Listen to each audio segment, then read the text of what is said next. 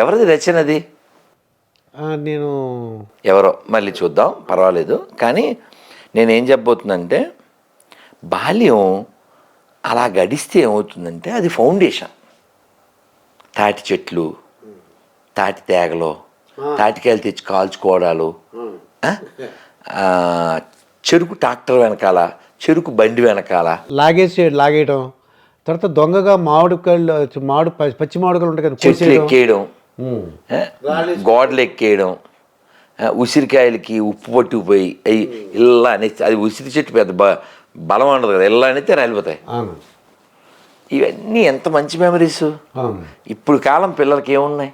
లేవండి, బయటికి వెళ్ళినవారు. వాడు చాగంటి కోటేశ్వర గారి మాటల్లో మాట్లాడుకుంటే వాడు ఫారం కోడి. నా మాటలు కాదు, అది మీ కాకినాడ చాగంటి కోటేశ్వర గారే. అవునండి. మీరు కాకినాడ, ఆయన కాకినాడ. అవును. కానీ నా అదృష్టం ఏంటంటే కాశీలో మొన్న గట్టిగా 15 రోజుల క్రితం, 20 రోజుల క్రితం కాశీలో చాగంటి గారి ముందు చాగంటి గారితో ఆయన గురించి మాట్లాడాను. ఓ ఆ టైటిల్ ఏం పెట్టాను తెలుసా? చాగంటి గారి ముందు కుప్పిగంతుల రాధమోహనదాస్ అని పెట్టా. కుప్పిగంతుల అంతే. ఎందుకంటే ఆయన ఒక విజ్ఞాన కని, బోల్డ్ జ్ఞానం. తెలుగువారికి ఒక అమృత భాండం కదా. అవునండి. కాబట్టి ఆయన అలా చెబుతూ, చాలా చెబుతూ మేనమామల ముద్దు మేలైన ముద్దు అని చెప్తారు ఒక ఉపన్యాసంలో, ఓ ప్రవచనంలో. నాకప్పుడు మా మావయ్యలు గుర్తొస్తారు. మేను అంటే సంస్కృతంలో ఏంటి? శరీరం. మేను అంటే శరీరం. ఈ మేనుని బుద్ధిహీనుడైన వాడు నేను అనుకుంటాడు. అది మేను నేను. కానీ ఈ మేను కొన్ని రోజుల తర్వాత గాను. This is built with only bone, but this fellow thought it's own కదా. కదా. మావయ్యలు, మా మావయ్యలో ఒక చిన్న మావయ్య అయితే ఎత్తు మంచాలు ఉంటాయి కదా, వాటిని ఏమంటారండి? పందిరి మంచాలు. పందిరి మంచం. ఈ పందిరి మంచానికి కర్రలు ఉంటాయి నాలుగు పక్కన. మావయ్య పడుకుని తొక్కమనేవాడు. వీపే ఆ కాళ్ళలోకే వీపు. మేము తోపు, మావేది వీపు. అంటే బ్రహ్మాండంగా మీరు సాపుతారని చెప్పేసి సాపు చేస్తారు. పెదవాయిషాలు అయితే మావేలు చేస్తారు సాపు, అది వీపు సాపు, మన వీపు సాపు. అయితే ఆ బాల్యం పాపం చాలామంది పిల్లలకి ఇప్పుడు చాలా మృగ్యం అయిపోయింది. ఎవరో కవి చెప్పాడు, భగవంతుడు అడిగితే నాకు బాల్యాన్ని నాకు ఇమ్మని అడుగుతాను. చాలా ఎక్సలెంట్ సార్. అది అంటే దాని అర్థం ఆనందం అన్నమాట. ఇది కవి మాటే కాదు. మీరు సాతులూరు గోపాలకృష్ణమాచార్యులు వారి పేరు విన్నారా? పేరు విన్నానండి. ఆయన కాకినాడ ఆయనే, కానీ ఉండే సింహాచలం. అని తూగో కాకినాడ అని చెప్పను, తూర్పుగోదావరి. చాలా గొప్ప, ఆయనకి పేరు ముందు మధుర వచస్వి. అంటే అంత తీయగా చెబుతారు, చాలా అద్భుతంగా ఉంటుంది. మీరు నెట్లో యూట్యూబ్లో కొట్టండి, వారు చెప్తారు. ఈ అమృతం మనం అనుభవించాల్సిన అమృతం అది. అది చాలామంది కోల్పోతున్నారు. ఆయన ఏమంటారంటే, ఒకరిని అప్పయ్య దీక్షితులు అనే ఆయన ఇలా చెప్పారు అని ఒక ఉదాహరణ. అంటే చాగంటి గారు కూడా చెప్తారు ఆ మాట. బాగా చదువుకుని బాలుడు వలె ఉండాలి. బాగా చదువుకుని బాలుడు వలె ఉండాలి. ఇదేమిటిది? అసలు సింక్ అవుతుందా? లేదు కదా. అప్పయ్య దీక్షితులు గారు చెప్పారని చాగంటి గారు, సాతూరు గారు చెప్పారు. బాగా చదువుకున్నాక బాలులా ఉండవు ఏమిటండి అంటే, దాని వివరం ఏమిటంటే, బాగా చదువుకుంటే వాడికి జ్ఞానం రావాలి. జ్ఞానం వస్తే వాడికి పట్టుదల ఉండాలి. పిల్లవాడు చూడండి, వాడు బొమ్మ అడిగాడు, ఏ తీర్థానికి వెళ్తాం, అమ్మో కొనేవారు ఊరుకోడండి, దుల్లెత్తాడు. అక్కడ రోడ్డు మీద దుల్లెత్తాడు. తెలిసి అసలు అమ్మ నాన్న పరువు, దగ్గర డబ్బులు ఉన్నాయా లేవా అసలు వాడికి అనవసరం. నువ్వు తల తాకట్టిట్టు అది కొనియాలి. అలా భగవంతుడి కోసం దొల్లాలి. అందుకని బాల్యవు తిష్టతి అన్నది. అది దాని అర్థం. అది బాలుడిలా ఉండడం అంటే అది. వాడు బొమ్మ కోసం ఎలా అయితే దొల్లేడో అలా భగవంతుడి కోసం దొల్లేయాలి. అది బాలుడిలా ఉండడం, అది పట్టుదల. అంటే ఇంకా చాలా వివరం ఉంది. కాబట్టి మనం జీవితం, మన జేసుదాస్ గారు చెప్తారు, ఎంత బాగుంటుందో కదా. జీవితం చిన్నది ఏమి కానున్నదో, జీవితం చిన్నది ఏమి కానున్నదో. అంటే ఏంటి, జేసుదాస్ గారికి ఆ పాట ఎవరు రాశారో వాళ్ళకి కొంతైనా మన సంస్కృత సాహిత్యాల పరిచయం ఉంటేనే వాళ్ళు చెప్పగలుగుతారు. ఇది సాధ్యమవుతుంది. ఇది సంస్కృతంలో చెప్తాను నేను. ఆయన జీవితం చిన్నదన్న దాని మాటకి భాగవతంలో చెప్పారు, పదం పదం యత్ విపదాం అని చెప్పారు. అంటే ఏమిటండి, every step is a danger, we don't know what happen next moment. ప్రతి అడుగు కూడా ప్రమాదమే. మీకు మంచి ఉదాహరణ ఇస్తాను, పట్టుకుంటారని. మొన్న గరికపాటి వారు ఏదో ప్రవచనంలో చెప్తున్నారు, వాడికి 37 అంతస్తులు ఉన్నాయంట, 17 సెకండ్లో బెగరైపోయి రోడ్డు మీద రొట్టె కోసం అడుక్కుంటున్నాడు. ఆఫ్ఘనిస్తాన్లో. ఆఫ్ఘాన్ దాకా వెళ్ళొద్దు, కర్నూలుకు కూడా వెళ్ళొచ్చు మీరు. కర్నూలులో ఒక 7-8 ఏళ్ల క్రితం ఇప్పుడు వరదలు వచ్చినాయి. బ్రహ్మం గారు చెప్పారు కదా, కర్నూలు వరదలు వస్తాయి ఆయన చెప్పినవి చాలా అయినాయి కదా. అలా కర్నూలు జిల్లాలో చాలా నష్టం జరిగి వరదలు వచ్చి 40 ఎకరాల ఆసామి. ఆ ఫోటో చూస్తే చాలా బాధగా ఉంటుంది, కానీ ప్రకృతిలో మనం ఉన్నాం. ఆయన పాపం మట్టి అంటుకున్న రొట్టె తింటున్నాడు. అంత ఆస్తిపరుడు. అంటే ప్రకృతి ముందు నువ్వెంత జస్ట్ పిల్లబచ్చగాడివి. అందుకని నేను పిల్లలతో చెప్తుంటాను, పాటలు పాడతారు పిల్లలు, రెచ్చిపోదాం బ్రదర్ అంటుంటారు. రెచ్చిపోదాం బ్రదర్. కానీ గుర్తుపెట్టుకోవాల్సింది ఏంటంటే, చచ్చిపోతావు బ్రదర్, వెయిట్ చేస్తుంది మీ మదర్, ఎముడు తీస్తారు నీ లెదర్. తోలు. అదే దట్స్ వాట్. మీరేమో రైమింగ్ కూడా చెప్పారు. అదే అందుకని please take care weather. Okay, అర్థం చేసుకో బ్రదర్. Don't think others. అందుకని ప్రకృతిని మనం గౌరవించాలి. ఆ లక్షణం మన సనాతన ధర్మంలో అణువణువున ఉంది. ఫర్ ఎగ్జాంపుల్, నేను నడుస్తున్నాను, ఇప్పుడు లిఫ్ట్లో వచ్చాం, నా కాలు మీ కాలు తగిలింది, లేదా మీ కాలు నా కాలు తగిలింది, వెంటనే ఏం చేస్తామండి, ఎక్స్క్యూజ్ మీ ఇలా అనేస్తాం, కాలు దండం పెట్టేసుకుంటాం అసంకల్పితంగా. పూర్ణకి నా కాలు తగిలిందా, నాకు పూర్ణ కాలు, మీకు కాలు ఎందుకని ఎందుకు చెప్పండి. అంటే కావాలని కాదు, నన్ను క్షమించమని నేను అనుకున్నానండి.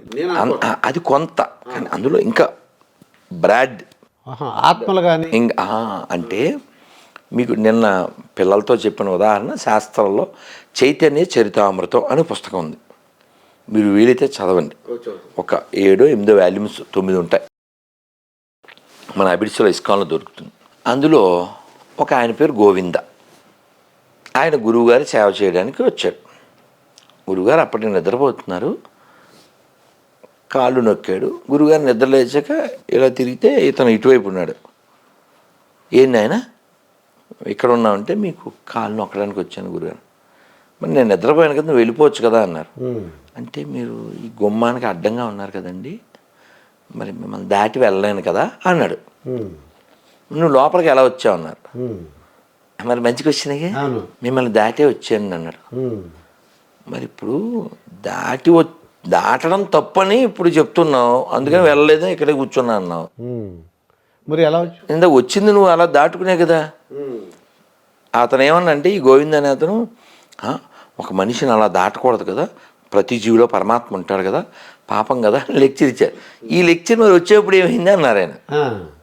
అంటే ఆయన అన్నాడు, అంటే వాళ్ళ స్టాండర్డ్ చూడండి, వాళ్ళ మెచ్యూరిటీ చూడండి. మా గురువారికి సేవ చేయాలి, నేను నరకానికి వెళ్తే ఏంటి, ఇంకోటి అయితే ఏంటి, మా గురుగారి సేవ చేయాలి, అందుకని ఇంకో మార్గం లేదు. మీరు గుమ్మంలో పడుకున్నారు, నేను అటు వస్తే కానీ మీ కాళ్ళు సేవ చేయలేము, వచ్చేసాను. మరి ఎందుకు వెళ్ళలేదు, వెళ్ళిపోవడం నా వ్యక్తిగతమైన పనులకి ఎందుకు వెళ్ళాలి, అందుకని కూర్చొని. అంటే మన ఉద్దేశం చూసారా, అది చాలా ముఖ్యమైనది. అదే మంచి ఉద్దేశం అయితే చెడ్డ పని చేసినా పర్లేదన్నమాట. అంటే మీరు అన్నట్టు ఇక్కడ చెడ్డ పని అని కాదు, మేలు అంటే మీకు అర్థమయ్యేలా చెప్తాను. ఎవరైనా స్పృహ కోల్పోతున్నారు, వాళ్ళు స్పృహ కోల్పోతే ప్రాణం కోల్పోతారు. కాబట్టి మనం వాళ్ళని నెమ్మదిగా చెప్పం, దవడల మీద కొట్టి చెప్తాం, హే హే నిద్రపోకో అంటే కొట్టడం వెనకాల ఏముంది, ఆయన్ని మేల్కొల్పడానికి, ఆయన ఆ ప్రాణం బ్రతికించడానికి అలాగే గుండె అయిపోతున్నప్పుడు కూడా వాళ్ళు చేస్తారు. మరి ఇలా సిపిఆర్ చేయకపోతే ఎలా బతుకుతాడు? పాపం నొప్పి వాడే ఉండడు. కాబట్టి ఉద్దేశం ప్రధానం, ఎప్పుడైనా ఉద్దేశం ప్రధానం. ఎవడో గోతిలో పడిపోయాడు అంటే ఈ ఉద్దేశం ఎలా ఉండాలంటే, మనం మామూలుగా ఎవరినైనా తిట్టేటప్పుడు గాడిద అని తిడుతుంటాం, కానీ ఒక కథలో ఆ గాడిదలాగే ఉండాలి. ఆ కథ చెప్తే మీకు అర్థమైపోద్ది చాలా వండర్ఫుల్ గాడిద అని. అంటే జీవితంలో కష్టం వస్తే ఆ గాడిదలా ఉండాలి. ఎలా అంటే, గాడిదని తీసుకుని వస్తున్నాడు ఒక వానర్, వస్తుంటే ఈ నేల బావిలో పడిపోయింది. అది అందులో వాటర్ లేదు. వీడు దాన్ని తీయడానికి పాపం ట్రై చేశాడు. పెద్ద పెద్ద తాళ్ళు క్రెయిన్లు ఏమి లేవు ఆ కాలం కాబట్టి. వీడు చాలా ట్రై చేసి ఇంకా దాని పాప భయం వేసేస్తుంది, లోపల వాటర్ లేదు, వీడి దగ్గర ఏం మ్యాటర్ లేదు. ఏం చేయాలి? వీడు బాగా ఆలోచించి ఇంకా దీన్ని పైకి తీయలేము, దాన్ని అలా వదిలేస్తే ఆకలితో చచ్చిపోద్ది, ఇక్కడ మట్టి దండిగా ఉంది, మట్టి వేసి కప్పెట్టేద్దామని ఆడు చేత్తో మట్టిని ఎలా వేసేస్తున్నాడు. అది భయపడిపోయింది. ఎంత దుర్మార్గం, ఇన్ని రోజులు గాడి చాకిరీ చేశాను, వీడు కనీసం గాడిలో గాడిని చూడకుండా మ్యాడిఫీలో నా మీద మడ్డ వేసేస్తున్నాడు, మట్టేసి నన్ను కప్పెట్టేస్తున్నాడు వీడు అని పెద్ద పెద్ద సౌండ్ చేసి కాసేపటికి సౌండ్ మానేసింది. అదేంటి మనం కొంచెమే మట్టేసాం, అప్పుడు ఇది కప్పెడిపోయిందా, సౌండ్ చేయట్లేదేంటి అని వాడు మట్టేయడం మానేసి చూస్తున్నాడు. అది కాలుతో ఎలా సరి చేసేస్తుంది. ఆడు మళ్ళీ మట్టేసాడు, మళ్ళీ సరి చేసింది, మళ్ళీ మట్టి, మళ్ళీ సరి చేసింది, మళ్ళీ మట్టి, అంతే. ఆడికి ఉత్సాహం వచ్చింది, అది మెట్లు కొట్టి పైకి వచ్చింది. అదే కదా, అట్లా కదా ఉండాలి. అవును. అరే చాలా విచిత్రంగా ఉంది, బేతాళ కథలాగా ఉందండి ఇది. ఎలా అన్నా ఉండనివ్వండి. శభాష్ రాముడి సినిమా చూసారా పాతది? అది మిస్ అయ్యారండి. పోనీ ఏ సినిమా పేరు నాకు తెలియదు కానీ, కష్టాల కోర్చుకున్ననే సుఖాలు దక్కును, సుఖాలు దక్కును, జయంబు నిశ్చయంబురా భయంబు లేదురా, జంకు గొంకు లేక ముందు సాగి పొమ్మురా, సాగి పొమ్మురా. ధైర్యం కలిగి ఉండాలి. సీతాదేవిని వెతకడానికి వెళ్ళాడు. పాతాళ భైరవి కూడా అలా ఉంటుంది. అంతే, అవును. సీతాదేవిని వెతకడానికి వెళ్ళాడు హనుమంతులు వారు. చాలా తిరిగారు. అసలు వెళ్ళకూడని బెడ్రూమ్లోకి కూడా వెళ్ళాడు, చూడకూడని కూడా చూశాడు. సీతాదేవిని చూడడానికి వెళ్ళాడు వెతకడానికి. వెతికి వెతికి ఆయనకి కనపడలే. ఆ రావణాసుడు బెడ్రూమ్లోకి వెళ్ళిపోయాడు. వాళ్ళు ఏమో ఎట్టంటే అట్లా పడుకున్నారు. ఒంటి మీద స్పృహ లేదు, కొందరికి బట్టలు లేవు, కొందరు తాగేసి రకరకాలుగా ఉన్నారు. బయటకు వచ్చి ఛా వీళ్ళందరినీ చూడకూడని స్థితిలో చూశాను అని చాలా డిప్రెషన్లోకి వెళ్ళిపోయాడు. డిప్రెషన్లోకి వెళ్ళిపోయి మళ్ళీ ఆలోచించాడు, నేను ఎందుకు వెళ్ళాను?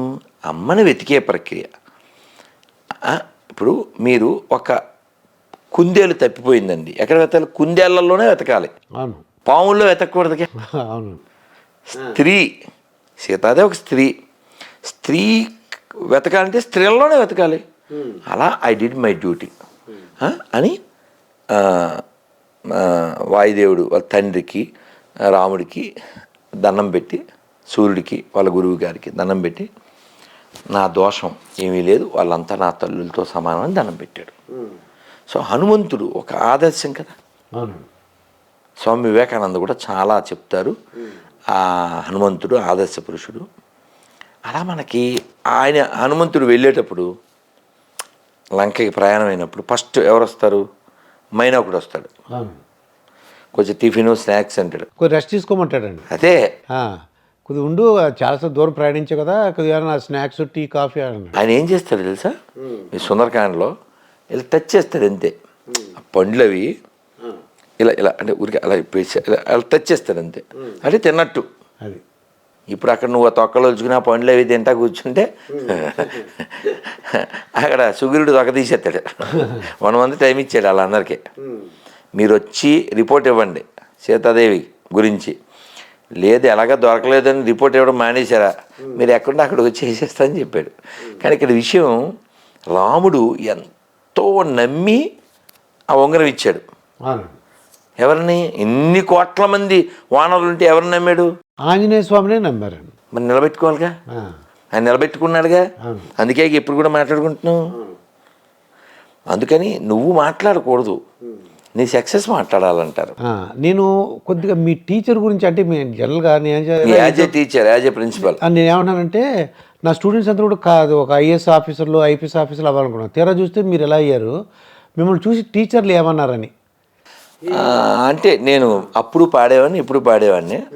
అప్పుడు పాడతాను, ఒరే ఎప్పుడన్నా లాస్ట్ పీరియడ్లో ఖాళీ దొరికిస్తే అన్ని తరగతిలోని బయట మైదానంలో కూర్చోబెట్టేసేసి ఆ గ్రౌండ్లో ఒరే ఓ పాట పాడరా, ఓ పద్యం చెప్పరా అని మాతో అప్పుడు ఒక పాట పాడేవాడిని.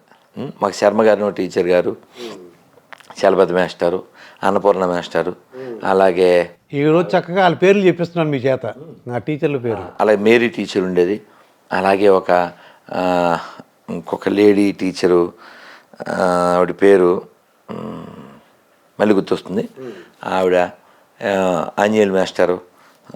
మాకు బాగా కొట్టింది మాత్రం చలపతి గారును అన్నపూర్ణ గారు. సరే వాట్ ఎవర్ ఇట్ మేబీ. అయితే అప్పుడు ఒక పాట పాడేవాళ్ళం ఏంటంటే, అనగనగా ఒక రాజు, కొడుకులతో పాటు రాజు కుక్కను పెంచి ప్రేమయ్యనే బాలు పోసి పెంపు చేసెను. చాలా మంచి సందేశాత్మకమైనటువంటిది. అయితే పిల్లలకి మొన్న నేను ఎక్కడో అడిగాను, ఒక శ్లోకం చెప్పు అని. 10th డిగ్రీకి వస్తే కూడా శ్లోకాలు రావట్లే, తర్వాత మాత్రం శ్లోకాలు వచ్చేస్తున్నాయి. ఏడుపులు ఎందుకు చెప్పనా, బాగా చదవడం మాత్రమే జీవితంలో ఎయిమ్గా పెట్టుకుంటున్నారు, కానీ బాగా సంస్కారం పొందడం కదా ఏం కావాలి. సంస్కారం ఉండాలి. సంస్కారంతో సోపు వాడాలడు, సోపు వాడుతున్నాడు కానీ సంస్కారం రావట్లేదండి. అందుకనే మనకి పిల్లలు ఎలా ఉంటే సంస్కారవంతులు అంటే, రాముణ్ణి చాలామంది ఏవేవో సలహాలు ఇచ్చారు. అడవికి వెళ్ళిపోయాక, వాళ్ళ నాన్నగారు చనిపోయాక వెనక్కి వచ్చి అని చెప్తే రాముడు అన్నాడు, తల్లిదండ్రుల మాట పాటించడం నా ధర్మం, ఆ ధర్మం నుంచి నన్ను వెనక్కి లాక్కండి అన్నాడు. 14 సంవత్సరాలు ఉండాలి కదా అది. వీళ్ళందరి కోరిక ఏంటి, రాముడు పరిపాలిస్తే బాగుంటుందని. వాళ్ళందరూ అనౌన్స్మెంట్ అయిపోయింది కదా సార్, అనౌన్స్మెంట్ ఇవాళ అయింది, దేవుడు రేపే పట్టాభిషేకం సార్. ఇది మొత్తం మఠానికి వెళ్ళిపోయింది కదా సార్ పట్టాభిషేకం లేకుండా. ఎంత లక్షల మందికి అప్సెట్ అయిపోయారు. ఆయన చనిపోయాడు, ఇంకా వీళ్ళు రాముని వెనక్కి తెచ్చుకుంటే కాస్త ఉపశాంతి, మనశ్శాంతి, వాళ్ళ ప్రేమ. ఏదో 2 3 10 మంది రాలే, లక్షలాది మంది వచ్చారు. మంత్రులు, జనం, తల్లులు అందరూ వచ్చేసారు. వెనక్కి రమ్మని రాముడు ఏం చెప్పాడు, జాపాలి అని ఒక మహర్షి ఉన్నారు. ఆ మహర్షి ఏమిటి ఇంకా పితృవాక్య పరిపాలన అదీను, మీ నాన్నగారు చచ్చిపోయారు కదా, ఇంకా మాటాలేదు మోటాలేదు వచ్చే ఇలా కొంచెం సెటరిక్గా పొల్లవిరిపి అంటారు కదా అలా చెప్పాడు. రాముడు కోపం వచ్చిందండి. మా నాన్నగారు ఎవరికి పడితే వాళ్ళకి అనవసరంగా జీతాస్తున్నారో సాత్లూరు వెళ్ళి చెప్తారు. అలా అనిస్తే ఈ జాపాలి ఫీల్ అయ్యి రామచంద్రమూర్తి ఏదో వెనక్కి తీసుకెళ్ళాలని అలా అన్నాము. అంతే, నేనేమి నాస్తికుడిని కాదు, నీ ఇష్టం స్వామి. ఇంకా అంటే రాముడి పట్ల వాళ్ళ ప్రేమ అది కొలవలేనిది, మరవలేనిది, కొలవలేనిది, వాళ్ళకి కొలవలేనిది. యస్య రామం న పశ్యతి అంటే వాళ్ళు అడిగేవారంట. శ్రీభాష్యం అప్పలాచార్యులు వారు చెప్తారు, ఎంత బాగా చెప్తారు. రాముని నువ్వు చూసావా అని అడుగుతారట ఎవరినన్నా. చూడలేదు అన్నాడు అనుకో, పోనీ రాముడు నిన్ను చూశాడా, చూడలేదు, చి నీ బతికెందుకు అని వాళ్ళ మనస్సు వాళ్ళని అసహించుకుంటుందంట. అంటే రాముడిని నువ్వన్నా చూడాలి, లేకపోతే రాముడిని నిన్నన్నా చూడాలి. అలా రాముడితో మనకెంత మమేకత్వం ఉందంటే, మీరు ఒక 40-50 ఏళ్ళు వెనక్కి వెళ్ళిపోతే సాయంత్రం కాగానే పెద్దవాళ్ళంతా ఇంట్లో చెద్దను ఏదో తినేసి నోట్లో ఏంటి గూట్లో దీపం నోట్లో ముద్ద అంతే కదా, వాళ్ళు అక్కడికి వెళ్ళి ఆ రామాలయంలో దీపం పెట్టుకుని చక్కగా భజన చేసుకుని సంతోషంగా ఇంటికి వచ్చి పడుకునేవారు. వాళ్ళు ఆరోగ్యంగా జీవించారు, ప్రశాంతంగా జీవించారు. అవునండి, సంతోషంగా. మీరు చెప్పండి, ఇప్పుడు ఆరోగ్యం ఉందా, ప్రశాంతత ఉందా, సంతోషం ఉందా? ఈ మూడు లేనప్పుడు నువ్వెంత సంపాదిస్తే దేనికి చెప్పు? కాబట్టి మంచి ఉన్నతమైన ఆలోచనని రామాయణం కలగజేస్తుంది.